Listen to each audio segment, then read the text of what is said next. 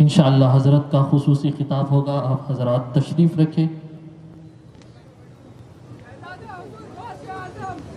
نعروں کے ساتھ حضرت کا استقبال کریں۔ نعرہ تکبیر، نعرہ رسالت، نعرہ حیدری، نعرہ حیدری، شہزادہ غوث الاعظم خطیب دکن۔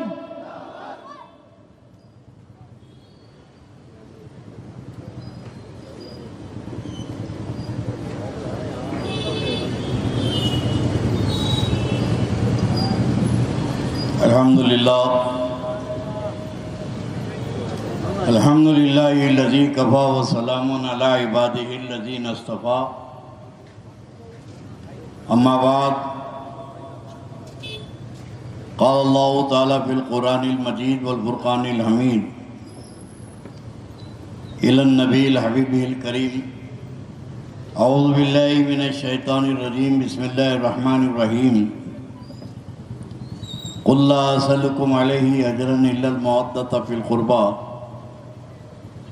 صدق اللہ مولانا العظیم وبلغنا رسولہ النبی الامین الکریم، ونحن علی ذلک لمن الشاہدین والشاکرین والحمد للہ رب العالمین۔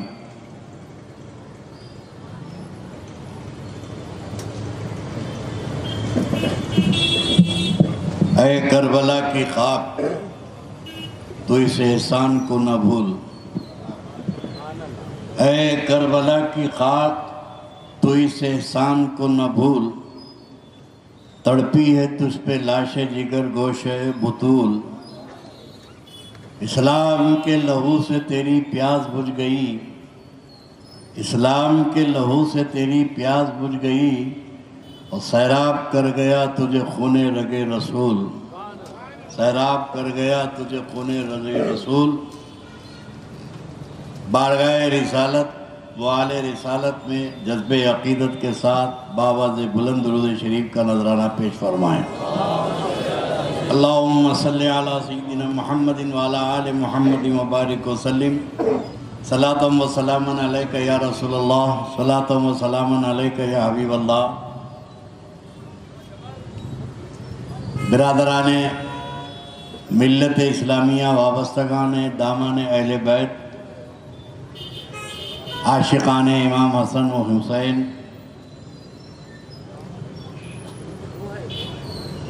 آپ کی خدمت میں کچھ عرض کرنے سے پہلے میں سمجھتا ہوں کہ الحمدللہ تقریباً 9 ساڑھے 9 بجے سے یہ جلسہ چل رہا ہے، اور واقعی آپ کے عشق و محبت کی داد دینے پڑتی ہے۔ خدا کی قسم، کربلا میں اگر ہم ہوتے تو 72 نہیں ہوتے، امام حسین کے ساتھ یہ سارے غلام بھی ساتھ رہتے۔ کیا کریں کہ اس دور میں ہم پیدا ہوئے، ورنہ ہم اپنی قربانیاں دے کے سرکار امام حسین کو بتا دیتے کہ امام، ہم بھی آپ پہ قربان ہونے کے لیے تیار ہیں، کل بھی تیار تھے، آج بھی نام حسین پہ قربان ہونے کے لیے آج بھی تیار ہیں۔ جذبہ حسینی نہ کل ختم ہوا تھا نہ آج ختم ہوگا۔ میرے دوستوں، کچھ جنگیں ایسی ہوتی ہیں جو جیتی جاتی ہیں۔ کربلا کا معرکہ وہ ہے کہ یزید جیت کر ہارا اور امام حسین ہار کر جیتے۔ یہ حسین کی جیتی تو ہے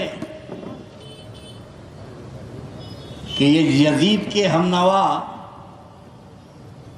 جو کونے کچڑے میں بیٹھ کر کچھ فضائل یزید بیان کرنے کی کوشش کرتے ہیں، ان کی آج تک جرت نہیں ہے کہ ممبر پر آ کر کوئی فضائل یزید بیان کرے۔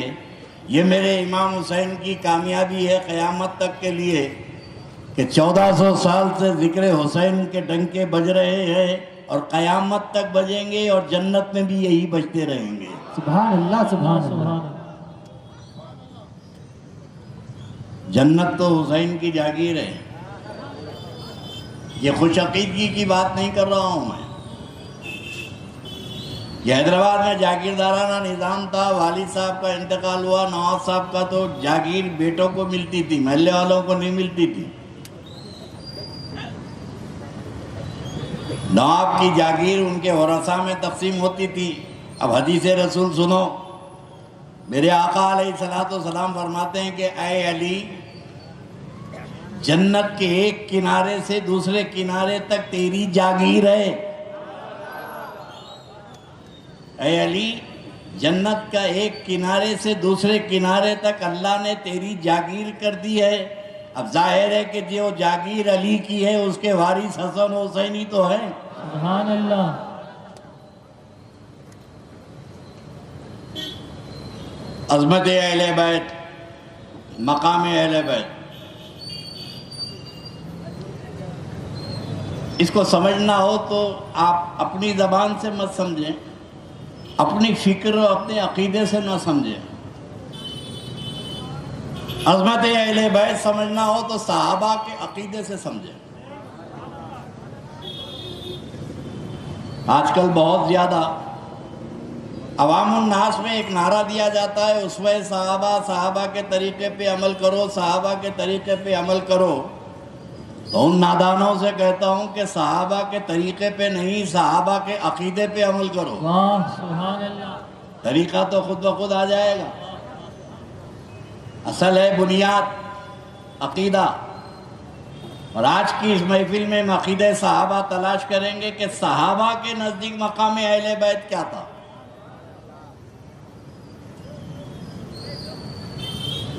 میرے دوستو، مجھ سے پیش رو مقررین کو آپ نے سنا کہ میرے آقا علیہ السلام کو کس قدر عشق و محبت تھا اپنے شہزادوں سے۔ صحابہ اکرام بھی اہل بیت کی دلجوئی کر کے رسول اللہ کی خوشنودی حاصل کرتے تھے۔ فطرت انسانی ہے نا بھائی۔ آپ کے دوست آپ کے گھر آئے اور آپ کا پوترا یا آپ کا بیٹا کھیل لیتے ہوئے ڈرائنگ روم میں آیا تو بچے کو لپٹا کے ماشاءاللہ ماشاءاللہ بہت پیارا ہے، کیا پڑھ رہے ہیں بیٹے، اس کو پیار کر رہے ہیں، اس کے گال کو تھپتھپا رہے ہیں، حالانکہ آپ کا کوئی تعلق ہی نہیں ہے، آپ کا کوئی تعلق ہی نہیں ہے، مگر دوست کا پوترا ہے، دوست کا نواسا ہے، آپ یہ بچے سے شفقت و محبت کر رہے ہیں اور آپ کا دوست آپ کی یہ حرکت سے محظوظ و خوش ہو رہا ہے۔ تو فطرت انسانی ہے کہ اولاد سے اگر کوئی کسی کی محبت کرتا ہے تو اس کے دادا اور نانا کو بے پناہ خوشی ہوتی ہے۔ تو صحابہ بھی جانتے تھے کہ اہل بیت سے محبت کا اظہار دل میں بھی کرو اور نبی دکھے تو نبی کے سامنے بھی کرو۔ واہ سبحان اللہ۔ اور یہی عمل صحابہ کا رہا کہ ہر وقت کوشش کرتے تھے کہ اہل بیت اطہار سے اپنی محبت کا اظہار کریں۔ اب وہی عمل تو آج صحابہ کا ہم کر رہے ہیں۔ وہ نبی کی محفل میں کرتے تھے اہل بیت سے محبت کا اظہار، ہم ذکر رسول کی مجلس میں کرتے ہیں اہل بیت کا اظہار۔ سبحان اللہ سبحان محبت اللہ۔ اہل بیت کا وہی طریقہ صحابہ کا ہم نے اپنایا ہے۔ مقام اہل بیت اگر سمجھنا ہے تو دیکھو میرے دوستو، حدیث شریف میں ہے، ایک صحابی رسول تھے جن کا نام تھا دحیہ کلبی، بہت خوبصورت تھے، بہت حسین و جمیل تھے۔ اب انگریزی زبان میں اپنے وقت کے بہت بیوٹیفل تھے وہ، صحابہ کی صف میں بہت خوبصورت تھے وہ۔ اکثر اللہ کے رسول علیہ السلام کے سامنے بیٹھا کرتے تھے، ملنے آتے تھے تو جبرائیل علیہ السلام، توجہ، جبرائیل علیہ السلام جب انسان کی شکل میں، کس کی بولیے، بولتے ڈریے مت، انسان کی شکل میں کون آتے تھے؟ جبرائیل۔ اور جبرائیل کی حقیقت نور ہے، جبرائیل نورانی مخلوق ہے۔ جبرائیل جب حضرت دحیہ کلبی کی شکل میں آتے اور اللہ کے رسول کے سامنے بیٹھے رہتے بات کرتے ہوئے تو دوسرے صحابہ کی جماعت سمجھتی تھی کہ یہ ہمارے بھائی داہیہ کلبی ہے. اللہ کے نبی جانتے ہیں کہ یہ داہیہ کلبی نہیں، یہ تو جبرائیل امین ہے. بولے یہاں عقیدہ اہل سنت آپ کو بتا دوں، ہمارا عقیدہ یہ ہے کہ نبی بشر ہیں، لباس بشر ہے، لباس بشر ہے، اور لباس سے حقیقت نہیں بدلتی. جبرائیل کی حقیقت نور ہے، لباس بشر میں آئے. انسان کی، بخاری کی حدیث ہے، انسان کی شکل میں آئے. تو یہ انسان کی شکل میں جو جبرائیل امین آئے تو ان کی حقیقت بدلی؟ بولے یہ بشر بن گئے؟ نہیں، لباس بشر تھا. جبرائیل کی حقیقت نور ہے. تو یہ بدعقیدہ اہل حدیث سے ہم کہتے ہیں کہ ارے نادانو، جب جبرائیل لباس بشریت میں آنے کے بعد اب جبرائیل کی حقیقت نہیں بدلی تو میرے آقا کی حقیقت نور ہے، لباس بشریت میں آنے سے میرے نبی کی حقیقت کا بدل جائے. سبحان اللہ سبحان اللہ. نعرہ رسالت، نعرہ رسالت. اب عظمت امام حسین اور امام حسن دیکھیے کہ حضرت جبرائیل علیہ السلام اکثر داہیہ کلبی کی صورت میں حضور کے سامنے بیٹھے رہتے تھے. ایک بار اللہ کے نبی علیہ السلام سے بات چیت کرتے ہوئے حضرت بیٹھے داہیہ کلبی، جبرائیل علیہ السلام اندر سے امام حسن و امام حسین دوڑے دوڑے آئے اور جبرائیل علیہ السلام کے گود میں بیٹھ گئے. اور تھوڑی دیر کے بعد دونوں شہزادے اٹھے اور جبرائیل علیہ السلام کے جیب میں ہاتھ ڈال کے، کوئی ادھر جیب میں ہاتھ ڈال رہے ہیں، کوئی کپڑے کے ادھر جیب میں ہاتھ ڈال رہے ہیں اور تلاش کر رہے ہیں. جبرائیل حیران ہو کے کبھی شہزادوں کو دیکھتے ہیں، کبھی اللہ کے رسول کی صورت کو دیکھتے ہیں کہ یہ شہزادے میرے پاس تلاش کیا کر رہے ہیں. تو میرے آقا علیہ السلام نے فرمایا جبرائیل میرے بچے تم کو داہیہ کلبی سمجھ رہے ہیں. جب میرے صحابی مجھ سے ملنے کے لیے آتے ہیں تو میرے بچوں کے لیے پھل لے کر آتے ہیں، کھجور لے کر آتے ہیں. اب بہت دیر سے تم نے کچھ نہیں دیا تو تمہارے جیب میں تلاش کر رہے ہیں. حدیث پاک میں ہے کہ جبرائیل علیہ السلام اس کے بعد جب کبھی لباس بشریت میں وہ صحابی کی شکل میں آئے تو خالی ہاتھ نہیں آئے، جنت سے میوہ لے کر آئے. سبحان اللہ سبحان اللہ. جنت کے پھل لے کر آئے. اب اندازہ لگاؤ، سارے مومن اگر مغفرت ہو گئی، جنت میں جانے کا حکم ہوا تو جنت میں جانے کے بعد جنت کا پھل کھائیں گے. قیامت تک کا اصول ہے کہ جانے کے بعد جنت میں جنت کا پھل ملے گا.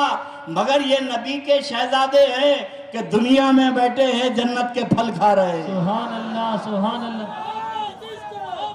آل محمد آل محمد. یہ مقام اہل بیت ہے.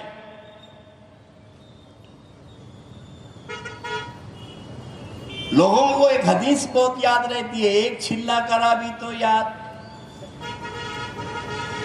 40 دن کے چھلے والے کو بھی یاد ہے، 2 مہینے کے چھلے والے کو. اب آج کل تو یہ بپا والوں کو بھی بہت یاد ہے. بپا بھی بہت بیان کر رہے ہیں. اللہ کے رسول علیہ السلام کے بعد وہ غلام باندیا ہے. مولا مشکل کشا نے سیدہ سے کہا کہ سیدہ جا کر کچھ غلام اور باندی لا لو تاکہ تمہارے گھر کے کام کاج میں ہاتھ بڑھ جائے. سیدہ فاطمہ گئیں مالکنی، یا رسول اللہ بچے چھوٹے چھوٹے ہیں، کچھ غلام یا کنیز دے دیجئے میرے گھر کے کام کاج کے لیے.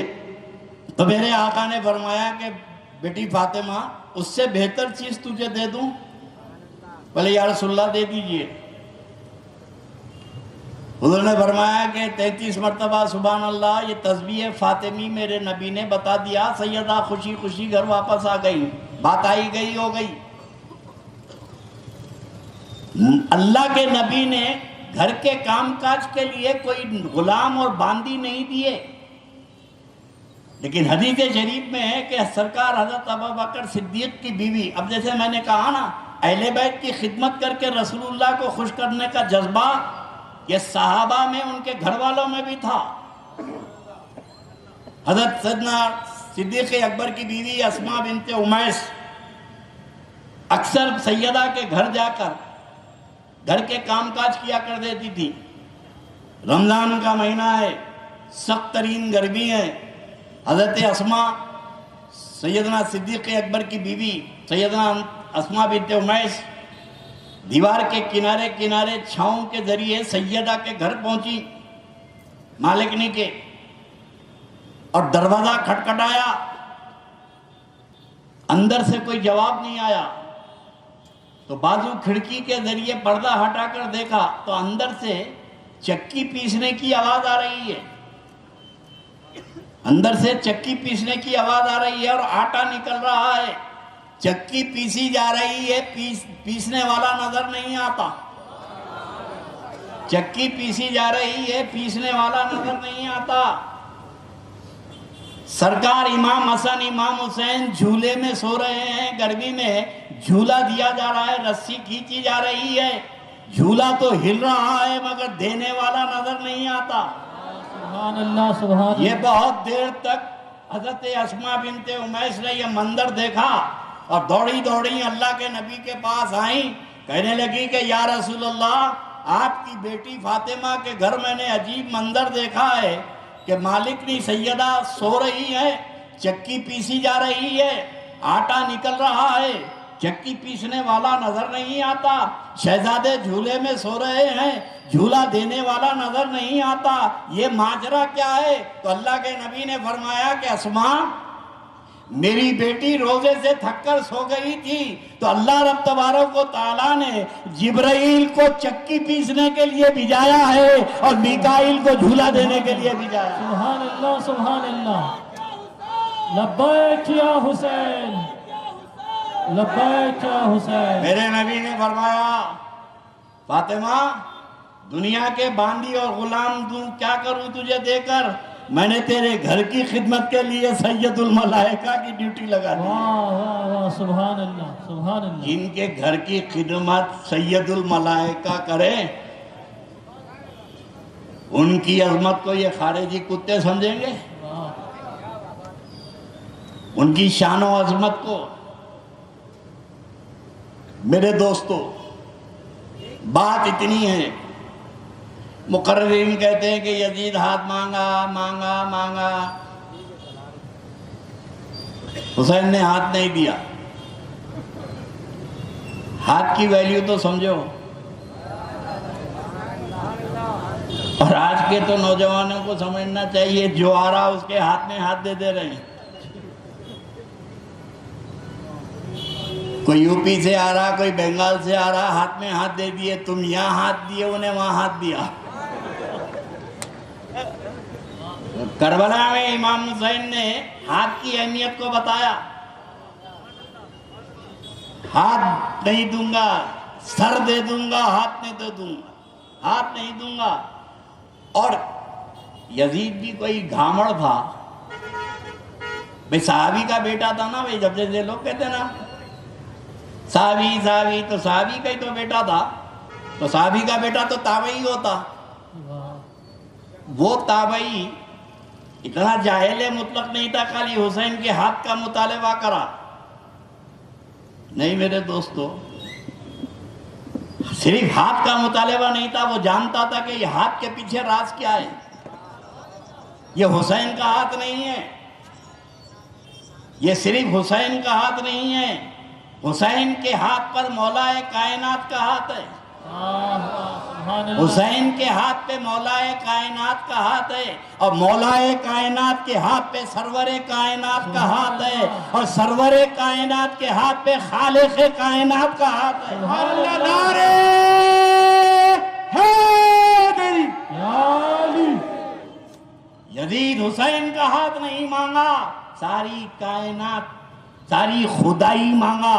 اور کہوں کے دوسرے معنی میں وہ جاگیر جو علی کی جنت میں ہے، وہ جاگیر پہ قبضہ مانگا. ارے نادانو، تم کسی اور کو اپنے گھر کا قبضہ نہیں دیتے تو جنت کی جاگیر یزید کو حسین کیسے عطا کر دیں گے؟ ہاتھ کے پیچھے امام کی زبان سے نکلا تھا سر دوں گا، ہاتھ نہیں دوں گا۔ یہ اسلام کی سب سے بڑی ٹریجڈی ہے، تاریخ اسلام کا سیاہ باب ہے یہ، جس کو ہم ٹھنڈی چھاؤں میں بیٹھ کے سن رہے ہیں۔ کربلا کی داستان تپتی ریت سے شروع ہوتی ہے، بھوک و پیاس کی شدت سے شروع ہوتی ہے۔ جنگیں تو اسلام میں بہت ہوئی، ایسا نہیں ہے کہ صحابہ کی قربانی رائے گا گئی۔ صحابہ کی مقدس جماعتوں نے، اہل سنت والجماعت اسی کو کہتے ہیں جو صحابہ کی قربانی کو بھی مانتا ہے، اہل بیت کی قربانی کو بھی مانتا ہے۔ بول دینا آسان ہے، کہہ دینا آسان ہے، پریکٹیکل سوچو۔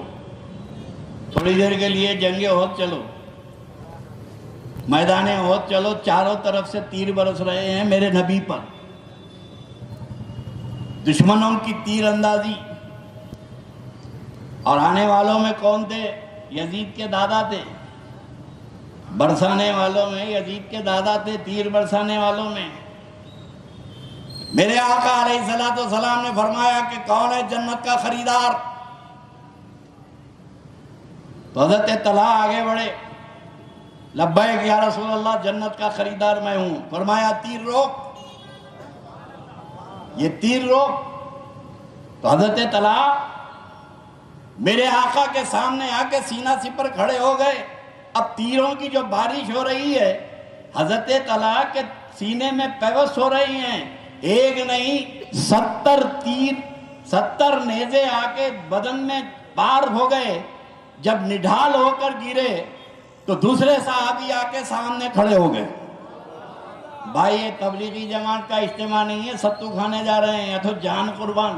سامنے والا ٹپکا، اگر ہنگامہ ہو رہا ہے، ایک فائر ہوا، ایک ٹپکا تو سب بھاگتے، نعرے لگاتے تو بہت نکلتے، لے لیں گے لے لیں گے لے لیں گے، ایک آ گئی تو سب بھاگتے۔ یہ ہمارا مزاج ہے، لیکن قربان جائے جانثاران رسول کے ایک گرے، دوسرے آ کے کھڑے ہو گئے۔ جب تیروں کی بارش ان پہ ہوئی، وہ گرے تو تیسرے آ کے کھڑے ہو گئے۔ ایک نہیں، دو نہیں، 17 صحابی میرے نبی پر تیر آنے نہیں دیے، وہیں شہید ہو گئے۔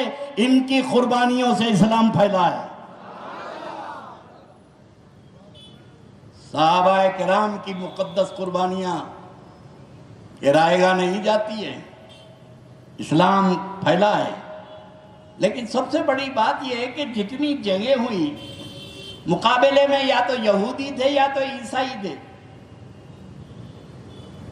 جنگ بدر ہو کہ جنگ احد ہو، کوئی بھی جنگ ہو، معرکہ ہو، مقابلے میں یا تو عیسائی تھے یا تو یہودی تھے، مشرک تھے، عیسائی تھے، یہودی تھے۔ مگر کربلا کی جنگ کی سب سے بڑی تاریخی پہلو یہ ہے کہ یہاں مقابلے میں نہ عیسائی تھا، نہ یہودی تھا، نہ کافر و مشرک تھا، یہاں مقابلے میں نبی کا کلمہ پڑھنے والے تھے۔ اور کربلا کے میدان میں کسی شیخ الحدیث کا بیٹا نہیں تھا، کربلا کے میدان میں کسی تاج الشریعہ کا وارث و مرید نہیں تھا، صحابہ کے بیٹے تھے، کسی مفسر و محدث کا بیٹا نہیں تھا، سب صحابہ کے بیٹے تھے۔ اور صحابہ کے بیٹوں میں وہ بھی تھے جو عشرے مبشرہ تھے صحابی۔ حضرت سعد ابن وقاص رضی اللہ تعالیٰ عنہ، جب احد میں وہ تیر چلا رہے تھے تو میرے نبی نے فرمایا کہ 7 تیر چلا، میرے ماں باپ تجھ پہ قربان۔ وہ جلیل القدر صحابی جن کو دنیا میں اللہ کے نبی نے جنت کی بشارت دے دی تھی، عشرے مبشرہ جنتی صحابی، ان کا بیٹا عمر بن سعد میدان کربلا میں نبی کے نواسے کے قتل کرنے کے لیے آیا۔ تو میرے دوستو، کربلا میں جتنے آئے تھے وہ صحابہ کے بیٹے تھے، اور صحابہ کے بعد سب سے بڑی جماعت تابعین کی، وہ تابعین تو نبی کے نواسے کو قتل کرے۔ اب سوچو، اپنی فکر کو دعوت دو کہ کربلا کے میدان میں میرے امام صحابہ کے بیٹوں سے کہہ رہے ہیں، لوگوں پہچانو میں تمہارے نبی کا نواسا ہوں۔ کس کو بولے؟ بولے صحابہ کے بیٹوں سے کہا کہ پہچانو میں تمہارے نبی کا نواسا ہوں۔ کیا تم نہیں جانتے کہ میرے نبی نے میرے بارے میں یہ کہا، میرے نبی نے یہ کہا؟ سب جانتے تھے، ساری تقریریں سنی، سارے خطابات سنے۔ جب میرے امام کا خطبہ ختم ہوا تو تیروں کی بارش کرے۔ تو میرے دوستو، جب بھٹک جاتے ہیں، جب گمراہی مقدر بن جاتی ہے، تو صحابہ کے بیٹے نبی کے نواسے کو نہیں پہچانے تو 1400 سال کے بعد کوئی ملا مولوی آل رسول کو نہ پہچانے تو کون سے حیرت کی بات ہے۔ فرق یہ ہے کہ وہ اصل کے دشمن تھے، یہ نسل کے دشمن ہیں۔ ان کو اصل سمجھ میں نہیں آئے، ان کو نسل سمجھ میں نہیں آ رہی ہے۔ کربلا میں میرے امام رہتی دنیا تک ایک مزاج پیش کیے کہ لوگوں، ہاتھ دینے سے پہلے دیکھو کہ کس کے ہاتھ میں ہاتھ دے رہے ہیں۔ کیا یہ تمہارے ہاتھ کی لاز میدان محشر میں رکھتا ہے؟ اگر معاملہ اس کا صحیح ہے تو ہاتھ میں ہاتھ دے دو، ورنہ ملا تو ہاتھ دے دو۔ عرض کر رہا تھا، اگر کربلا کے واقعات کو، اور بھی دوسری ایک چیز بتا دوں، بھائی ہم لوگ کمرشیل ہوتے چلے جا رہے ہیں۔ اب کیا ہے، دنیا خود کمرشیل ہو گئی ہے، جس میں فائدہ ہے وہی کرتے ہیں۔ اگر فائدہ نہیں ہے تو آدمی کو کام میں ہاتھ ہی نہیں ڈالتا، پہلے پوچھتا کہ بھائی اس میں روکڑا کتنا مل رہا، اس میں فائدہ کیا ہے؟ نہیں بھائی، بینیفٹ آف ڈاؤٹ ہے، فائدہ ہو بھی سکتا نہیں بھی، اور اپنے کو اترنا نہیں ہے بھائی، دھندے کی بات کرو، فائدے کی بات کرو۔ تو ساری دنیا، یہودی مہاجن نے دنیا کو اتنا کریز دلا دیا، عیسائیوں نے، کہ جو مسلمان دنیا کو دنیا میں لات مارتا تھا وہی دنیا کا خواہش مند ہو گیا۔ مومن کے لیے تو اللہ نے وعدہ کیا وہاں کا، انہیں بولا وہاں کا چھوڑو، یہاں ملنا، یہاں گزر گئی تو اچھا ہے۔ ساری دنیا کا ایک مزاج بن گیا ہے، اس میں مسلمان بھی لپیٹ میں آ گئے ہیں، آخرت کی کوئی فکر نہیں۔ شراب کا کاروبار کریں گے، سود کا کاروبار کریں گے، مگر عمرے کو حج کو برابر جائیں گے۔ بیاج کا کاروبار ہے، سود کا کاروبار ہے۔ ابھی امام حسین گئے کے لیے تھے، شریعت تو بچانے گئے تھے نا۔ اب اگر ذکر حسین تم سن کر اپنی زندگی میں تبدیلی نہیں لائے، سرکار امام حسین کا مزاج، ان کی قربانی، ان کی اولاد کی قربانی، اس کا ریٹرن کیا دو گے؟ کل میدان محشر میں میرے حسین پوچھیں گے کہ میں نے اپنے خاندان کو قربان کیا نانا کی شریعت کو بچانے کے لیے، اے میرے نانا کے کلمہ پڑھنے والوں، بتاؤ کہ تم نے کیا کیا؟ کوئی ہے جواب؟ بھائی یہی جواب نہیں ہے تو وہاں کیا دیں گے؟ ذکر حسین کے بعد آپ کی زندگی میں تبدیلی آنا چاہیے۔ جو امام کی پسند ہے وہ آپ کی پسند ہونا چاہیے۔ امام یزید جو خرافات کر رہا تھا دمشق میں، شام میں بیٹھ کر، حرام و حلال میں فرق مٹا دیا، حلال کو حرام کرا، حرام کو حلال کرا، شراب خوری عام تھی۔ یزید کی شراب خوری کی اطلاع مدینے میں تھی۔ مدینہ شریف میں 1800 کلومیٹر ملک شام سے یزید کی شراب خوری، اس کی عیاشی، اس کی زناکاری کی اطلاع مدینے کے صحابہ کو تھے۔ فتح الباری لشرح البخاری میں حضرت عبداللہ ابن جابر روایت کرتے ہیں کہ یزید ناہنجار شرابی تھا، خالہ اور بہن و ماں کے ساتھ بدکاری کیا کرتا تھا۔ یہ صحابی رسول کا قول ہے۔ تو جب مدینے میں یہ چرچا عام تھا تو ملک شام میں نہیں معلوم تھا؟ اچھا نہیں معلوم تھا، بابا کو نہیں معلوم تھا بیٹا کیا کر رہا؟ بھائی بابا کو تو مدینے کی فکر رہتی تھی، مصر کی فکر رہتی تھی، مکے کی فکر رہتی تھی، گھر کی اطلاع نہیں تھی بیٹا کیا کر رہا ہے۔ یہ ناہنجار بیٹا کس کی بیعت لینے گئے تھے؟ یہ شرابی کبابی کی، یہ حرام خور کی۔ امام حسین امام علی مقام علیہ السلام نے دیکھا کہ یہ شریعت کو پامال کر رہا ہے، شریعت کو مٹا رہا ہے، تو حسین کا اقدام شریعت مصطفیٰ کے تحفظ کے لیے تھا، دین پاک مصطفیٰ کی حفاظت کے لیے تھا۔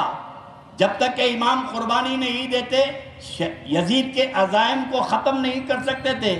اب میرے دوستو وہاں تو یزید کے عزائم کو ختم کرتی ہے، مگر یزیدیت ہر دور میں رہی، کچھ عقیدے کے اعتبار سے رہی، کوئی عمل کے اعتبار سے رہی۔ الحمدللہ ہم عقیدے کے اعتبار سے یزیدیت کو ٹھوکر مارتے ہیں، لیکن عملی میدان میں کہیں نہ کہیں یزید کو فالو کر رہے ہیں۔ عملی میدان میں ہم کہیں نہ کہیں یزید کے فالوور ہیں۔ وہ مسلمان جو شراب کی تجارت کرتا ہے، داڑھی رکھ کے شراب پیتا ہے، یزید پہ تو لعنت کرتا ہے، مگر عمل وہی کرتا ہے جو یزید کو پسند تھا۔ اگر کوئی متقی اور تقوی کا بازار گرم کر کے سود اور فائنانس کا کاروبار کر رہا ہے، بیاج کا کاروبار کر رہا ہے، اور نمازوں کا بڑا پابند ہے، مسجد کو آ رہا ہے، مگر بیاج کا کاروبار ہے، اور اتنے کمینے ہوتے یہ بیاج خور۔ ایک بیاج خور کو میں نے ملک پیٹ میں دیکھا ہے، مسجد میں پوچھ رہا کیا بھائی اصل بھی غیب وہ بھی غیب، سلام پھر کے پوچھ رہا، اب مسجد کا معتمد ہے۔ اتنی ڈٹائی کہ سود خوری کا یہ عالم ہے کہ ڈنکے کی چوٹ سود کھا رہے ہیں اور فیملی کو عمرے پہ لے جا رہے ہیں، حج کو لے جا رہے ہیں۔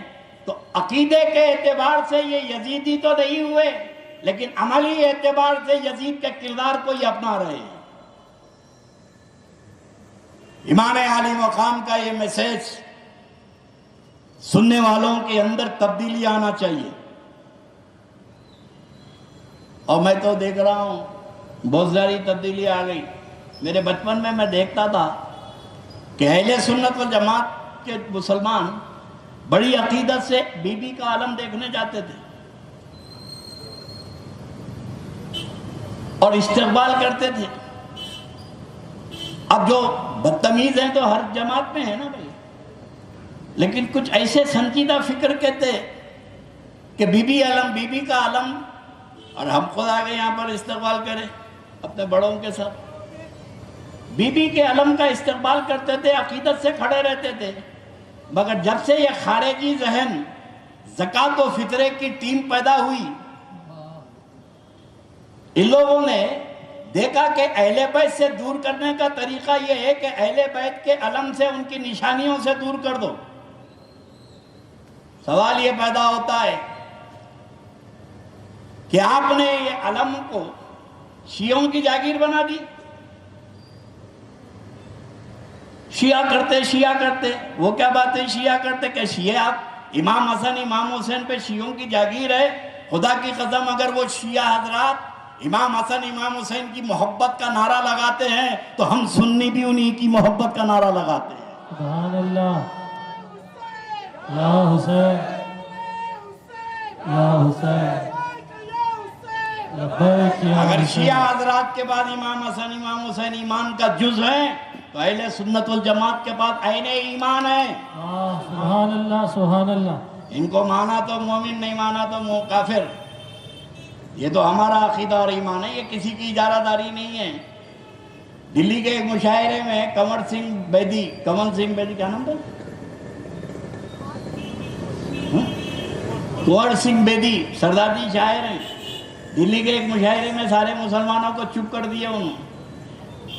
ایک نعتیہ شعر پڑھے، وہ بولے کہ عشق ہو جائے کسی سے تو کوئی چارہ تو نہیں، عشق ہو جائے کسی سے کوئی چارہ تو نہیں، صرف مسلم کا محمد پہ اجارہ تو نہیں، جو مسلمان ٹھیکیدار بنے بیٹھے ہوئے نام محمد کے، ہم ہی ہیں، ارے تم بھی نہیں ہے، ہم کو بھی محمد عربی سے محبت ہے۔ تو کسی کی ٹھیکیداری نہیں ہے امام حسن امام حسین۔ اور پھر ایک بات بتاؤ پریکٹیکلی طور پر، اب کسی مولوی مفتی سے جا کے پوچھو آپ حضرت بی بی کا عالم دیکھنا چاہتے نہیں، کیوں؟ شیعوں کا ہے۔ اس میں شیعہ سنی کہاں سے آ گئے یار عالم میں؟ بازو جھنڈا ہے نا غوث پاک کا، اردو میں جھنڈا، عربی میں علم۔ سبحان اللہ سبحان اللہ اللہ سبحان اللہ۔ زندہ باد زندہ باد نعرہ رسالت، یا رسول اللہ نعرہ حیدری، یا علی شہزادہ حضور غوث العظم، زندہ باد تاجدار اہل سنت۔ زندہ باد۔ میں آپ کو فکر دے رہا ہوں، یہ علم ہے، ہاں، اور یہ علم اس لیے کہ میرے پیر نے فرمایا، غوث العظم کا ارشاد ہے، اور عاشقان نے دکن کے مسلمانوں کا، سنیوں کا ہے، ہمارے حضرت بڑا کام کرے سنیت کا۔ اب بتاؤ ایک جگہ جھنڈا ہے کیا؟ میں تو پڑھ کے آیا ہوں بریلی میں، کہیں شمالی ہند میں غوث اعظم کا کوئی جھنڈا ہے تو بتاؤ۔ ارے سنیت ہم کو کیا بتاتے ہو؟ سنیت دیکھنا ہو تو سرزمین دکن چلے آؤ۔ سبحان اللہ، نعرہ غوث، یا غوث، شہزادہ حضور غوث العظم۔ زندہ باد زندہ باد۔ میرے پیر غوث العظم نے فرمایا تھا کہ انا الجیلی محی الدین اسمی وعلامی علی راس الجبالی، میرا نام محی الدین ہے اور میں جیلان کا رہنے والا ہوں، میرے نام کے علم جھنڈے تم کو جھاڑوں پر اور پہاڑوں پہ نظر آئیں گے۔ تو غوث اعظم نے بغداد میں بولا تھا، علماء نے غوث اعظم نے پہاڑوں سے لے کے جھاڑوں پہ جھنڈا لگوا دیا۔ سبحان اللہ سبحان اللہ، یا غوث زندہ اب میں باد۔ آپ کو ایک فکر دے رہا ہوں بھائی، اگر یہ جھنڈا غوث اعظم کا جلوس کا جا رہا، کوئی مفتی صاحب سے جا کے پوچھئے کہ غوث پاک کا جو علم جاتا ہے اس میں شریک ہونا چاہیے، تو مفتی صاحب بولتے ہاں ضرور جانا چاہیے، بڑے پیر کا ہے، نشان مبارک ہے، علم ہے۔ کائے کے لیے بولتے 11ویں کا کھانا ملتا نا۔ اگر یہ بولے بڑے پیر کے جھنڈے کی زیارت نہیں کرنا چاہیے تو ان کو 11ویں میں بلانا چھوڑ دیتے لوگ، تو پیٹ کی خاطر بولتے ضرور جانا چاہیے۔ میرے دوستو یہ بتاؤ کہ اگر علم کی زیارت کرنا، علم بٹھانا، علم لے کے چلنا، ابھی کالی کمان سے جو غوث پاک کا نشان نکلتا ہے ہزاروں آدمی شریک ہوتے ہیں، امیر پیٹ میں نشان نکل رہا، امبر پیٹ میں نشان نکل رہا، غوث پاک کا علم، ہزاروں آدمی شریک ہے، لنگر تقسیم ہو رہا ہے، تو یہ علم میں جاتے نہیں جاتے غوث پاک کے؟ اچھا گھروں پہ چڑھاتے نہیں چڑھاتے؟ نادانوں، غوث اعظم تو پوترے ہیں۔ واہ واہ، سبحان اللہ سبحان اللہ سبحان اللہ۔ غوث العظم تو پوترے ہیں، ارے پوترے کے علم کی اجازت دینے والے دادی کے علم پہ روکتا کیوں ہے؟ نعرہ رسالت، رسول اللہ، نعرہ حیدری، یا علی، شہزادہ حضور غوث العظم، زندہ باد، شہزادہ حضور غوث العظم۔ عشق محبت، عشق محبت، آل محمد آل محمد، عشق محبت، عشق محبت، آل محمد آل محمد، آل محمد، آل محمد۔ عشق محبت۔ اب آپ کو بتا رہا ہوں کل ہنگامہ ہوگا، اس کے لیے آپ تیار رہیں۔ میں صرف سرکار امام حسین کا علم ہے، دادا ہیں میرے غوث کے، سرکار امام حسن کا علم ہے، دادا ہیں میرے غوث کے، سیدہ فاطمہ دادی ہیں میرے پیر کی، مولا مشکل کشا دادا ہیں میرے پیرانے پیر کے۔ تو میرے دوستو جو پوتروں کا علم لے کے ہم لگا لیتے ہیں تو دادا کے علم پہ کیوں گفتگو ہو رہی ہے؟ لیکن اگر فرض کرو کچھ لوگوں کے خرافات اس میں شامل ہو گئے، بی بی کے علم کے ساتھ ہر آدمی اپنے عقیدے کے مطابق چلتا ہے، اگر شیعہ کمیونٹی اپنے عقیدے کے مطابق چل رہی ہے تو یہ ان کا اختیار ہے، وہ اپنے عشق و محبت کا اظہار کر رہے ہیں جس انداز سے کر رہے ہیں. الگ بات ہے کہ آپ کا عقیدہ اس سے ٹیلی کرتا نہیں کرتا یہ مطلب نہیں ہے. جانے والا تو عشق و محبت پہ وہ بھی جا رہا ہے. وہ اپنے انداز میں بی بی کے علم کے ساتھ جائیں اور سیدہ فاطمہ کے غلام عقیدت و محبت کے ساتھ اپنے انداز سے جائیں. سبحان اللہ سبحان اللہ. یہ بی بی کا علم خدا کی قسم حیدرآباد کی شان تھی. مجھے یاد ہے کہ ہمارے بچپنے میں بی بی کا علم نکلتا تھا علاوے سے چادر گھاٹ تک چلنے کی جگہ نہیں رہتی تھی. لیکن جب سے یہ زکوٰۃ فطرے کی ٹیم پیدا ہوئی نہیں جانا نہیں جانا نہیں جانا تو یہ ایک سازش ہے, ایجنڈا ہے. اہل سنت والجماعت کو بڑا نقصان پہنچا. رات دن ہماری صفوں میں کچھ خارجی ایسے گھسے جو رات دن صرف شیعوں کے خلاف بولتے رہے. آپ کا مذہب کیا ہے؟ شیعوں کے خلاف کرنا, شیعوں کے خلاف کرنا. ان سے جا کر پوچھو بھائی آپ کیا کر رہے ہیں, تو سنیوں کے خلاف کرنا. تو دونوں تو وہی کر رہے ہیں. میرے دوستو, کسی کے خلاف چلنا کوئی مذہب نہیں ہو سکتا, بلکہ اگر کسی کی کوئی اچھی چیز ہے عشق و محبت میں اس کو اپنا لینا یہی صحیح طریقہ ہو سکتا ہے. سبحان اللہ. اور ایسا نہیں ہے کہ ہم کسی سے ادھار لینے کی ضرورت ہے. ہمارے بزرگوں نے علم مبارک کا احترام کیا, نسبتوں کا احترام ہے. میں نام لگ گیا بی بی کا, سیدہ کا, ہمارا سر جھک گیا عقیدت سے. یہ عشق و محبت سکھاتا ہے کہ نام کا احترام ہوگا. اور فقہائے کرام نے لکھا ہے کہ چلے جو بنتے ہیں نا, یہ چلے, محبوب سبحانی کا چلہ, یہ محبوب سبحانی کا چلہ, فقہائے کرام سے جا کے پوچھئے مفتی صاحب سے نظامیہ کے یہ چلہ توڑنا چاہیے, تو مفتی صاحب یہی جواب دیں گے کہ جہاں محبوب سبحانی کا چلہ بن گیا اس کو توڑنے کی شرعاً اجازت نہیں ہے. کیوں؟ اس لیے کہ وہ ہو یا نہ ہو مگر نام غوث پاک لگ چکا ہے. سبحان اللہ سبحان اللہ. یہ فقہائے کرام کا مسئلہ ہے. میرے دوستو, خلیفہ ہارون رشید کے زمانے میں عشق و محبت دلیل نہیں مانگتی. محبت تو وہی ہے جو بغیر دلیل کے ہو. سبحان اللہ. یہ سودے باز ہیں, ہم کو دلیل ہونا دلیل ہونا دلیل ہونا. اور جتنے میرے نبی کے سامنے دلیل مانگے ذلیل ہوئے, جتنے رسول اللہ سے دلیل مانگے ذلیل ہوئے. ہم دلیل مانگ کے ذلیل نہیں ہوتے, ہم تو بلا دلیل کے مانتے ہیں. عشق و محبت کا مسئلہ ہی کچھ الگ ہوتا ہے. یہاں پر ثبوت کی ضرورت نہیں ہے, دل جو بولا وہ کر لیتے ہیں. عاشقوں کا مذہب اور ہے, حاسدوں کا مذہب اور ہے.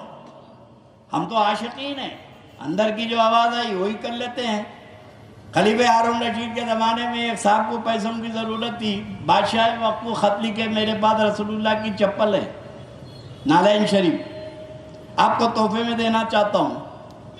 ہارون رشید نے کہا میری سلطنت میں غوث اعظم کی نالین ہے اور میں زیارت نہیں کرا. وزیر اعظم کو بلایا, مفتی اعظم کو بلایا, بولا بھئی یہ خط آیا ہے رسول اللہ کی نالین ہے. تو مفتی اعظم نے کہا کہ ہم کو اس کی کوئی اطلاع نہیں ہے, آپ کی سلطنت میں بغداد میں حضور کی نالین ہے, ہمیں اس کی اطلاع نہیں ہے. مگر یہ صاحب نے تو خط لکھا ہے اور تحفے میں دینا چاہتے ہیں. وہ صاحب کو ہارون رشید نے کہا کہ میں آپ کو وقت مقرر کروں گا, آپ کا جو وقت مقرر ہے اس وقت پر لے کے آنا نالین.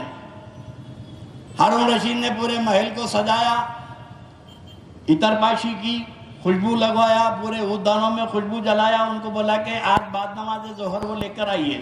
وہ صاحب صندوق سر پہ لگ کے آئے تو خلیفہ ہارون رشید باب الداخلے پہ قلعے کے باہر, محل کے باہر وہ صندوق کا استقبال کیا, سر پہ رکھا, خاندان کے ساتھ عمرہ, روسا, وزیر اعظم سب تھے.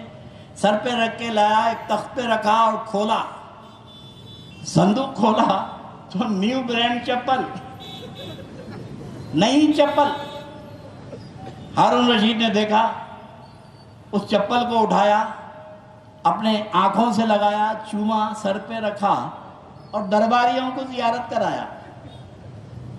اب وزیر اعظم چپل کو دیکھے, یوں دیکھ کے بادشاہ نے چوما ہے تو کس کی ہمت ہے نہیں چومنے کی, انہوں بھی چومے. جیسے ہارون رشید ہٹا تو بازو والے کو بولے مفتی اعظم بھی چومے، سارا دربار چوما۔ ہارون رشید نے وہ چپل کو سر پہ رکھا، صندوق میں رکھ کے کہا کہ یہ صاحب کو 1000 اشرفی نظر پیش کی جائے اور اس کو شاہی خزانے میں محفوظ کر دیا جائے۔ جب دربار خالی ہوا تو وزیر اعظم نے کہا کہ امیر المومنین جان کی پناہ چاہوں تو کچھ عرض کروں۔ بولو بولو کیا بات ہے؟ بولے یہ رسول اللہ کی نالین نہیں ہے، یہ رسول اللہ کی چپل نہیں ہے۔ سرکار رسول اللہ کے زمانے میں ہمارے زمانے میں 400-450 سال کا فرق ہے، اور یہ چپل پہ تو 4 گھنٹے بھی نہیں گزرے۔ بازار سے خریدا، ڈبے میں لایا، لا کے چپکا دیا۔ اب اپنی زبان میں بولتے نا چورنا لگانا، یہ لا کے دے دیا۔ اگر آپ اجازت دو تو جس موچی کے پاس سے یہ لایا ہے اس کو ابھی برآمد کر لوں۔ تو خلیفہ ہارون رشید نے کہا وزیر اعظم میں جانتا ہوں یہ میرے آقا کی نالین نہیں ہے، میں بھی جانتا ہوں یہ میرے نبی کی نالین چپل نہیں ہے۔ بولے حضور جب آپ جانتے ہیں تو اس کو آنکھوں سے لگائے، اس کو چومے، سر پہ رکھے، یہ کیا معاملہ ہے؟ تو بولے وزیر اعظم میں جانتا ہوں کہ یہ میرے نبی کی نالین نہیں ہے، مگر لانے والے نے میرے نبی کا نام لگا دیا ہے۔ سبحان اللہ سبحان اللہ۔ تو میرا عشق و محبت اس بات کی اجازت نہیں دیتا کہ میں تحقیق کروں۔ اب میں چپل کی حفاظت نہیں کر رہا ہوں، نہ میں پاک مصطفیٰ کی حفاظت کر رہا ہوں۔ سبحان اللہ سبحان اللہ۔ تو یہ عشق و محبت کا مزاج الگ ہے میرے دوستو۔ خلیفہ ہارون رشید نے نام کا احترام کیا۔ اب سوچو بی بی کا علم، حضرت عباس کا علم، حسن کا علم، حسین کا علم، ابے کوئی کسی کا کوئی عقیدہ ہونے دو، مگر لے جانے والوں نے تو ہمارے آقاؤں کا نام لگا دیا ہے۔ سبحان اللہ سبحان اللہ۔ بات اختتام کی منزل پہ پہنچا دوں۔ شروع میں نے آپ سے کہا تھا کہ ہم بڑے کمرشیل ہو گئے، اب اتنی رات بیٹھے ہیں آپ، اب پتہ نہیں کب سے بیٹھے ہیں عاشقین، ریٹرن بھی تو معلوم ہونا نا۔ بھئی آپ آئے، کھڑے رہے، بیٹھے، کھڑے رہ کے سن رہے، آپ کو فائدہ کیا ہے؟ خالی سن لے کے چلے گئے۔ آپ کے عشق و محبت کا ریٹرن کیا ہے؟ اس کا فائدہ تو معلوم ہونا چاہیے تاکہ آپ کو اطمینان ہو جائے کہ بھائی میری رات یاقوت پورہ بڑے بازار میں گزر گئی، میں بڑا مطمئن ہوں۔ میدان محشر میں جب تنگ دامنی ہوں گی، اعمال کی پرسش ہوں گی، جب دفتر اعمال میں کوئی عمل نہیں ہوگا تو عاشقین کا عمل تولا جائے گا، چاہنے والوں کا عمل تولا جائے گا۔ تو اس وقت رسول پاک کی بارگاہ میں اتنا ہی تو عرض کر سکتے ہیں کہ یا رسول اللہ زندگی میں کچھ کیے نہیں کیے ہم کو یاد نہیں ہے، مگر آپ کے نواسے کی محبت میں ایک رات ہم جاگے ہیں۔ تو آج کا جاگنا مقدر کو جگا دے گا، اور یہی ریٹرن ہے۔ عشق و محبت جو ہے یہ صلہ دیتی ہے۔ میرے دوستو کوئی بھی عمل خاتمہ بالخیر کی گارنٹی نہیں دے سکتا۔ اکثر آپ دیکھے ہوں گے بڑے بڑے 5-5 6-6 مرتبہ حج کو گئے ہیں، بہت بڑے مولانا کا انتقال ہوا، میں گیا تو حضرت فرما رہے ہیں حضرت دعا فرمائیے خاتمہ بالخیر ہونا۔ ارے پوری زندگی حدیث قرآن پڑھاتے گئے، اب پرابلم کیا ہے؟ 5 حج کو جا کے آئے، حضرت دعا کیجیے خاتمہ ایمان پر ہونا۔ بھائی ڈر کا ہے؟ بھائی اتنے مدرسے بنایا، اتنے مولویوں کو پالا، دارالحدیث بنا دیا، یہ بنا دیا، وہ بنا دیا، پرابلم کیا ہے؟ اتنی نمازیں پڑھ رہا ہے، تجھے ڈر کیا ہے؟ تیرا خاتمہ ایمان پر نہیں ہوگا؟ بولے کوئی عمل خاتمہ ایمان پر ہونے کی گارنٹی نہیں دیتا، کیونکہ جتنا بڑا نمازی ہوگا اتنا بڑا شیطان بھٹکانے کو آئے گا۔ مرتے وقت شیطان کا جو حملہ ہوگا بڑے بڑے لٹکے رہیں گے۔ شیطان جو وقت اخیر گمراہ کرنے کے لیے آئے گا نزا کی کیفیت میں، نماز ہے وہیں کھڑی ہے، روزہ ہے وہیں کھڑا ہے، عبادتوں کے انبار ہیں وہیں کھڑے ہیں۔ اب نہ کوئی عبادت اسے بچانے آ رہی ہے، نہ کوئی روزہ اسے بچانے آ رہا ہے، تناء ہے اور شیطان کا شر ہے، شیطان شر بتا رہا ہے۔ اور آدمی کو گمراہ کرنے کے لیے بوقت نزا جب جھانکنے کا عالم ہوتا نا، بہت بھیانک ہوتا ہے. ایک بات بتا دوں، عام آدمی بھی جانکنی کے عالم میں رہتا، 4 دن سکرات میں رہتے. بیٹے سے پوچھے بابا کیسے ہیں بھائی؟ پہلے بولتا تھا دعا کیجئے دعا کیجئے. حضرت بابا کیسے دعا کیجئے؟ 8 دن کے بعد بول رہا حضرت دعا ہو کچھ کرم ہو جانا، نہ آر ہو رہے نہ پار ہو رہے. 8 دن لڑ گئے تو بیٹے کی حالت خراب ہو گئی. اب ٹپکے تو دوسرے کام کرنا نا. عام آدمی کو بھی سکرات ہوتی ہے. 8 دن سکرات میں پڑے رہتا ہے، نہ جان نکلتی ہے نہ روح نکلتی ہے، وہ تڑپ رہا ہے. اللہ کے ولیوں کو بھی سکرات ہوتی ہے. اللہ کے ولیوں کو بھی سکرات. کئی ایسے ولی ہیں جو 8 دن تک سکرات میں تھے. تو دونوں کی سکرات میں فرق کیا ہے؟ 2 جملوں میں اپنی بات بیچ میں آ گئی تو تم کو بتا دوں. عام آدمی اس کی روح لطیف ہے، ہر ایک کی روح لطیف ہے.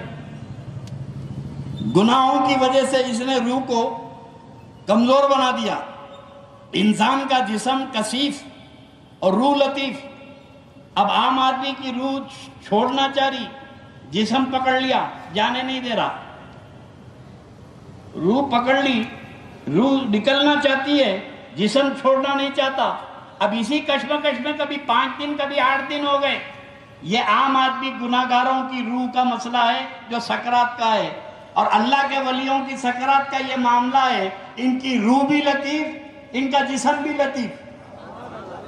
ان کی روح بھی لطیف، ان کا جسم بھی لطیف. روح نکلنا چاہتی ہے، جسم ساتھ میں اڑ جانا چاہتا ہے.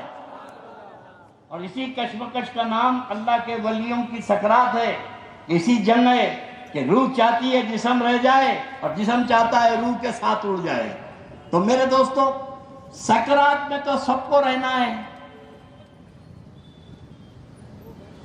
اور عام آدمی تو یہ ہے کہ گناہگاروں کی روح کا تو یہ عالم ہے کہ قرآن پاک میں اللہ فرماتا ہے کہ کیف اذا توفتم الملائکۃ یضربون وجوہہم وادبارہم.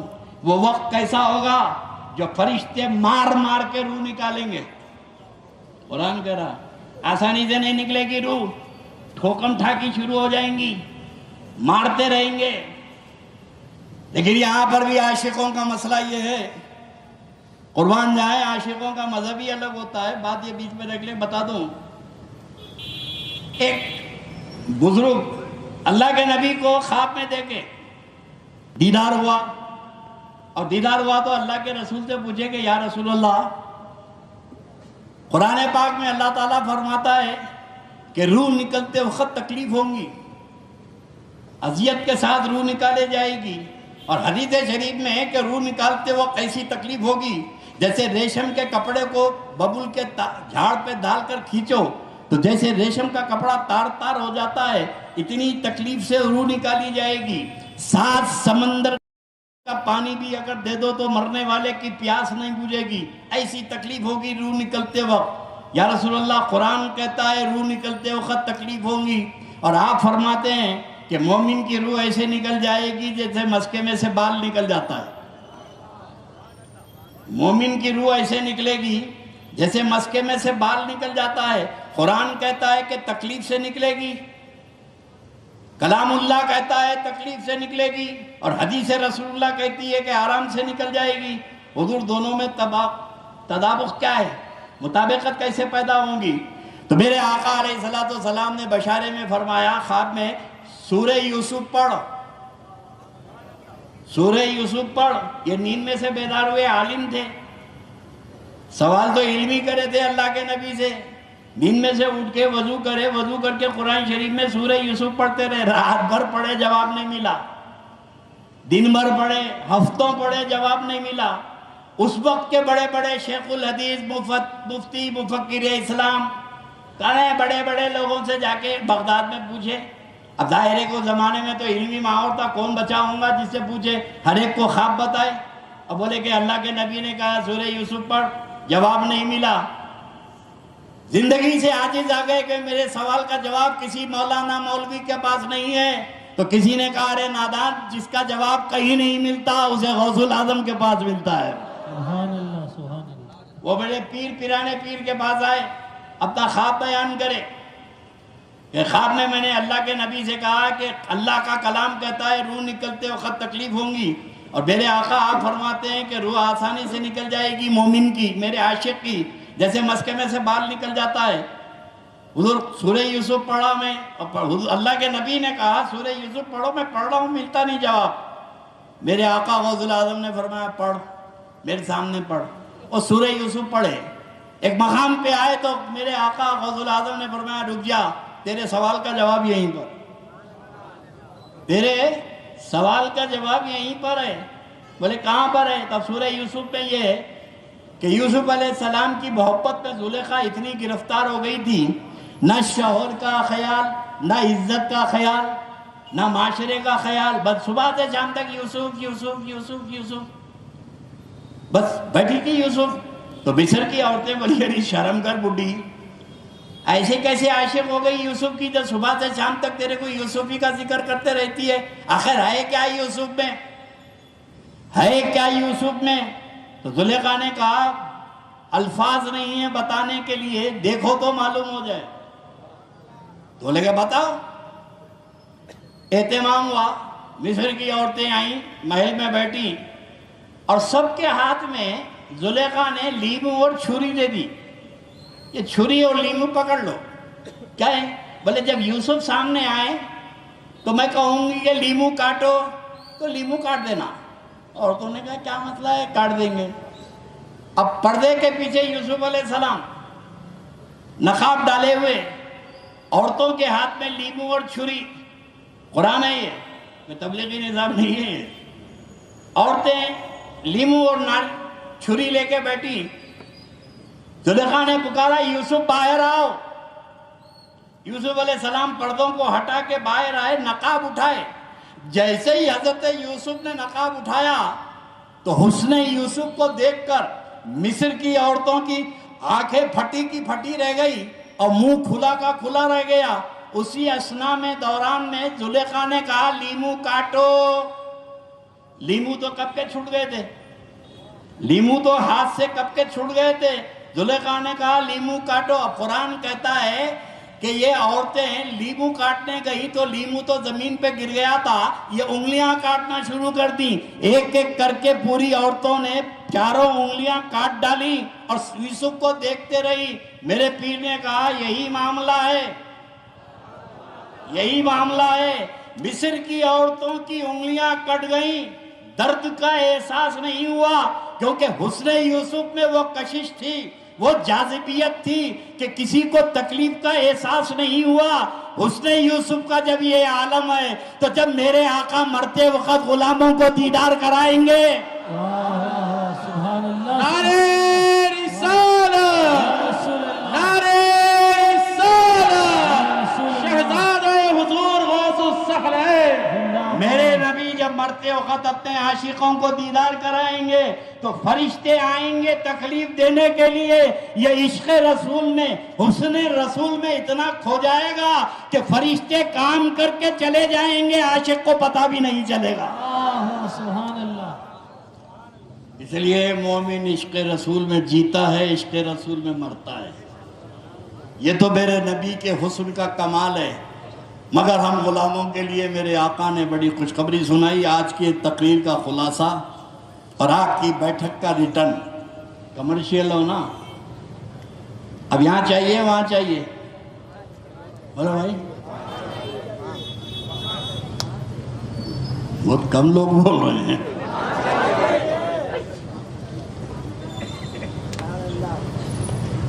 خدا کی قسم یہاں بھی انہی کے ساتھ رہنا ہے، وہاں بھی انہی کے ساتھ، خالی جذبہ ہونا چاہیے۔ اور میدان محشر میں تو کئی علم رہیں گے، کہاں کہاں بھاگیں گے یہ لوگ۔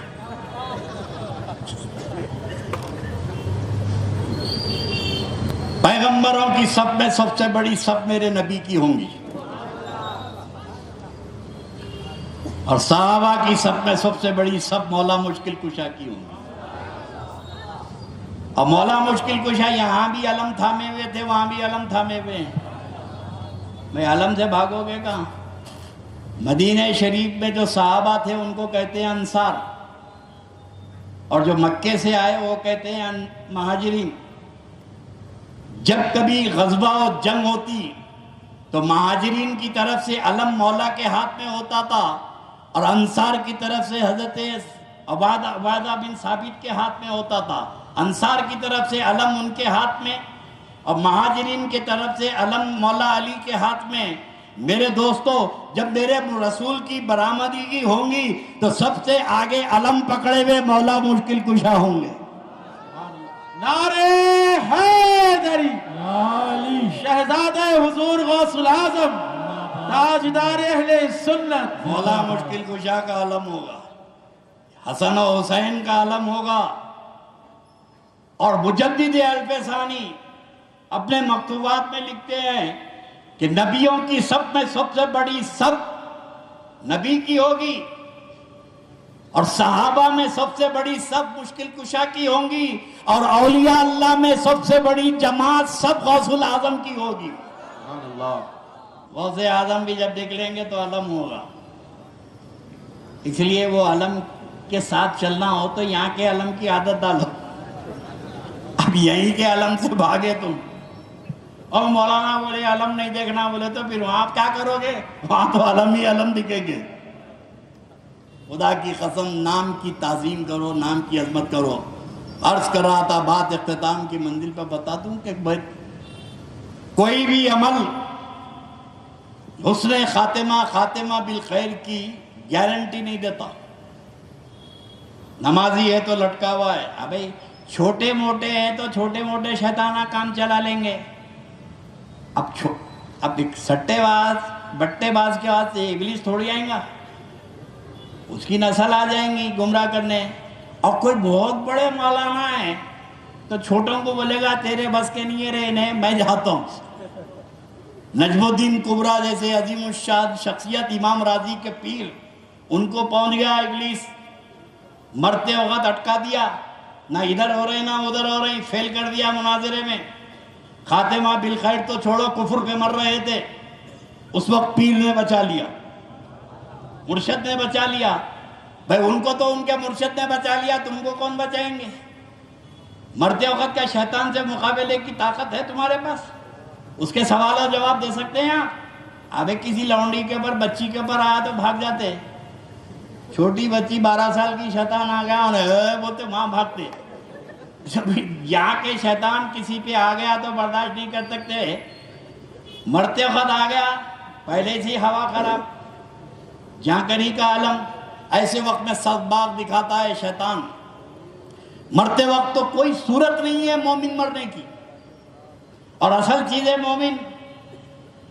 خبر میں سوال جواب ہوگا۔ اب اصل تبلیغی جماعت والے بھی مسجدوں میں لکھ کے لگاتے ہیں نا، بروز محشر کے جہاں کو داس بوت اولی پرسش نماز بوت۔ اللہ صاحب قیامت میں سب سے پہلے نماز کا سوال کریں گے۔ کن سے؟ این ٹی آر سے، چندرا بابو نائیڈو سے۔ بھائی کس سے سوال ہوگا؟ نماز کا سوال کہ جگن موہن سے ہوگا، کے سی آر سے ہوگا؟ نماز کا سوال مومن سے ہوگا، اور مومن سے سوال اس وقت ہوگا جب مومن مرے گا۔ واہ سبحان اللہ سبحان اللہ سبحان مومن اللہ۔ سے سوال اس وقت ہوگا جب مومن مرے گا۔ جب مرتے وقت ہی مومن نہیں مرے گا تو نماز کا سوال کہاں ہوگا؟ فرشتے قبر میں آ کے سوال و جواب کہاں کریں گے؟ ان کا ہی کینڈیڈیٹ ہے، پوچھنے کا کیا تعلق ہے؟ نہ سوال کا جواب دیا نہ کوئی دیا، ٹپک گیا تو سیدھا تو انہیں جا رہا جہنم میں۔ مگر کوئی عمل بچانے کے لیے وقت نزا نہیں آ سکتا۔ سکرات میں مومن بے بس ہو جاتا ہے۔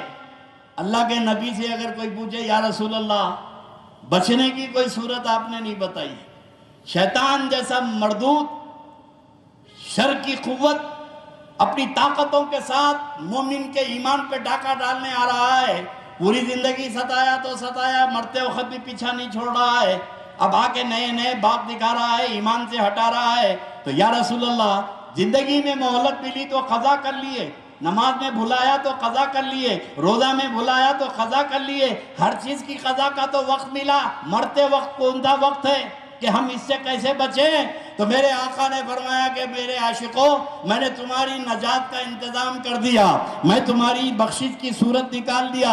فرمایا یا رسول اللہ کیا صورت ہے؟ تو فرمایا کہ اب سنو، الا من ماتا حب آل محمد ماتا مومنا، جو میری آل کی محبت میں مرے گا چاہے زندگی میں کچھ کرے یا نہ کرے، مرے گا تو کلمہ پڑھ کے مرے گا۔ نعرہ رسالت، رسول اللہ نعرہ حیدری، عشق محبت، عشق محبت، آل محمد آل محمد عشق محبت، عشق محبت، آل محمد آل عشق محمد محبت، عشق محبت۔ آل محمد آل محمد۔ آج کے اس جلسے میں اتنے اطمینان سے جاؤ کہ بخشش کا سہارا مل گیا، سبحان اللہ۔ اور میرے نبی کا عاشق اہل بیت کا وفادار ایڑیاں رگڑ کے نہیں مرے گا، تڑپ تڑپ کے نہیں مرے گا۔ میرے نبی فرماتے ہیں کہ اللہ من ماتا حب آل محمد ماتا مطمئنہ، جو میری آل کی محبت میں مرے گا وہ مطمئن مرے گا، بہت اطمینان کی موت آئے گی اس کو۔ یہ تو غلاموں کو خوشخبری ہے، ان خارجی کتوں کے لیے بھی فرمایا الا من ماتا بغض آل محمد ماتا کافرہ، جو میری آل کی دشمنی میں مرے گا چاہے کتنا بڑا عالم ہو جائے مرے گا تو کافر ہو کے مرے گا۔ نعرہ حیدری، نعرہ حسینیہ۔ یا حسین، اللہ آپ کو سلامت رکھے اور یہ جذبہ حسینی کو سلامت رکھے۔ کربلا کی تاریخ پھر عالم میں دہرائی جا رہی ہے۔ میں نہیں کہتا کہ یہاں کا مسئلہ ہے وہاں کا مسئلہ ہے، مسلمانوں کا تو ہر طرف کا مسئلہ ہے۔ دنیا کے کسی خطے میں بتاؤ کہ مسلمان خوش ہیں؟ مصر میں تباہی ہے، عراق میں تباہی ہے، ایران میں پریشانی ہے، پڑوسی ملک پریشان حال ہے، جہاں دیکھو۔ اور یہ سعودیوں کو، کویتیوں کو، قطر والوں کو اپنی فکر کرنا چاہیے، مگر اب تک پروموٹ کر رہے ہیں، اپنی تباہی کو دیکھنے رہے ہیں، لوگوں کے عقیدے کو تباہ کرنے کے لیے خارجیوں کو چھوڑے ہوئے ہیں۔ محرم کا مہینہ آیا، بکواس شروع ہو گئی۔ باغ جہارہ میں آج سے 25 سال پہلے میں تقریر کر کے جا رہا تھا، دن میں جلسہ تھا، تو آگے گیا تو لوگ شربت پلا رہے تھے، تو شربت پلا رہے تھے تو بچوں کو کس کو معلوم کس کو دینا کس کو نہیں دینا۔ ایک بڑی داڑھی والا جا رہا تھا، چھوٹے بھائی کا پیجامہ بڑے بھائی کا کرتا، بچے کیا کرے اس کو شربت دے دیے، چھوٹے بچے تھے، اب اتر کے بچوں سے لڑا، ہم کو شربت دیتے ہم وہ دیتے، ادھر سے 4 آدمی جمع ہوئے، ادھر سے بھلے یہ علاقہ سینسیٹیو ہے، لوگ سمجھتے شیعہ سنی چھڑ گئی جب تو، اور بھنگامہ ہوا تو میں بھی گاڑی روک کے پوچھا کیا بات ہے بھائی؟ بولے تو حضرت وہ شربت دیے تو جھگڑا کرنے آ رہا ہی نہیں، شربت پلائے تو میں بولا ادھر آؤ بھائی، ارے بھائی کہیں کا جھگڑا کر رہے، نہیں پینا ہے تو مت پیو چلے جاؤ، نہیں ہم کو دیے کیسا؟ ابے تیری پیشانی پہ لکھا ہوا ہے کس کو دینا کس کو نہیں دینا، بچے دے شربت دے رہے پی لے، بولے حرام ہے، بولے حرام ہے ہم نہیں پیتے، بولے۔ اب میں بھی گاڑی سے اتر گیا، نہیں پیتا تیری مرضی ہے بھائی، شکر کا پیشنٹ ہوں گا، ڈائبیٹکس ہوں گا، اب حرام بولے تو بولا بھائی اب یہاں تو اپنے کو اترنا ہی ہے۔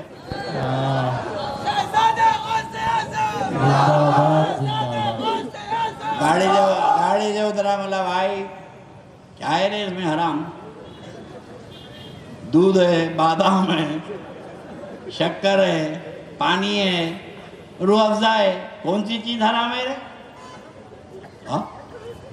ابھی میتھمیٹکس کا اصول ہے پلس پلس پلس، جمع کی جمع جمع ہوتی، اتنے جائز جمع ہوئے، اتنے شکر جائز، دودھ جائز، بادام جائز، پانی جائز اور یہ روح افزا جائز، یہ 6 جائز ملے تو ناجائز کیسے ہوگا؟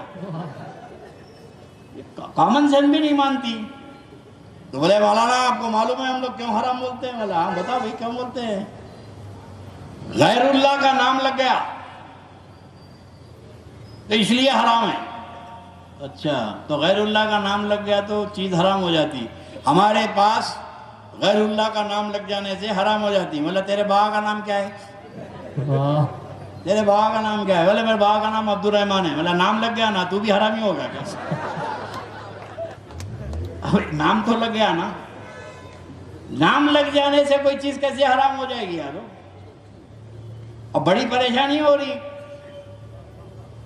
کرنول والے تنگا بھدرا کا پانی پیتے, وجے واڑا والے کرشنا کا پانی پیتے, بنارس والے گنگا کا پانی پیتے, انہوں جمنا کا پانی پی رہے ہیں, کوئی تاپتی کا, کوئی کون سی ندیوں کا پانی پی رہے ہیں, گوداوری کا, اس کا. اور یہ سارے ندیاں ہندو دیوی دیوتاؤں کے نام سے, سارے ندیاں ہندو دیوی دیوتاؤں کے نام سے ہیں. کیا یہ کرشنا کا پانی حرام ہو جائے گا؟ گوداوری کا پانی حرام ہو جائے گا؟ سرسوتی کا پانی حرام ہو جائے گا؟ گنگا کا پانی حرام ہو جائے گا؟ ارے عقل کے اندھو, جب ہندو دیوی دیوتاؤں کا نام لگنے سے دریا کا پانی حرام نہیں ہوتا, تو نبی کے نواسے کا نام لگنے سے شربت کیسے حرام ہو جائے گا؟ نعرہ رسالت, یا رسول اللہ, نعرہ رسالت, یا رسول اللہ, تاجدار اہل سنت, زندہ باد, شہزادہ حضور غوث العظم. زندہ باد, زندہ باد. اپنی صفوں میں خارجیت کو روکو. اس دور کا سب سے بڑا فتنہ خارجی فتنہ ہے. میں انشاءاللہ پھر کبھی موقع ملے گا تو خارجیت کے چہرے سے نقاب. اور میں ہمارے شیعہ حضرات سے, ذاکرین سے میرا ادباً معروضہ ہے. ایسا نہیں ہے کہ ہم کوئی کلین ہیں, نہیں. ہماری صفوں میں بھی بہت سارے خارجی گھس گئے ہیں, اور آپ کی صفوں میں بھی بہت سارے وسیم رضوی گھس گئے ہیں. بے شک بے شک, آپ کی صفوں میں بھی بہت سارے وسیم رضوی آ گئے ہیں جو ہندوستان کے شیعہ سنی اتحاد کو پارا پارا کرنا چاہتے ہیں. یہ اپنے امام باڑوں میں ہیں, ہم اپنے جلسوں میں مصروف ہیں. نہ ان سے ہمارا لینا دینا شیعوں سے, نہ شیعوں کا ہمارے سے لینا دینا. مگر یہ سعودی عرب اور قطر و بحرین, یہ کویت مل کر شیعہ سنی محاذ کو گرم کرنا چاہتے ہیں. میں ذاکرین سے مطالبہ کرتا ہوں, اپنی صفوں کے غداروں کو آپ سنبھالو, ہماری صفوں کے غداروں کو ہم سنبھالو. یا رسول اللہ, نعرہ حیدری, نعرہ غوث, تاجدار اہل سنت, زندہ باد, حضور زندہ باد, شہزادہ غوث العظم, زندہ باد, حضور جانشین غوث العظم. زندہ باد. آج ہندوستان میں جتنے اتحاد و اتفاق کی ضرورت ہے, اس سے پہلے کبھی نہیں تھی. اب یہ ایک دوسرے کے خلاف نظور آزما رہیں گے, سفارائی کریں گے, تو خدا کی قسم مٹا دیے جاؤ گے, تمہارا نام نشان نہیں رہے گا. اپنی صفوں میں اتحاد پیش کرو, متحد ہو جاؤ. کسی اور کے نام پہ اتحاد ہو یا نہ ہو, حسن و حسین کے نام پر متحد ہو جاؤ. اور یہی اتحاد تمہارا یہاں بھی کام آئے گا, اور یہی اتحاد تمہارا میدان محشر میں بھی کام آئے گا. وآخر دعوانا الحمدللہ رب العالمین.